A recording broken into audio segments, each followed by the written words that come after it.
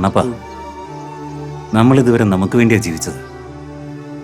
നമ്മുടെ ആയുസ്സിലെ ഒരു 5 വർഷം മാതാപിതാക്കൾക്ക് വേണ്ടി മാറ്റിവെക്കേ. എപ്പോഴാ മോനെ ഫ്ലൈറ്റ്? 22-ാം തീയതി അമ്മ. അങ്ങനെയെങ്കിൽ മദ്രാസിൽ എന്നേ പോണം.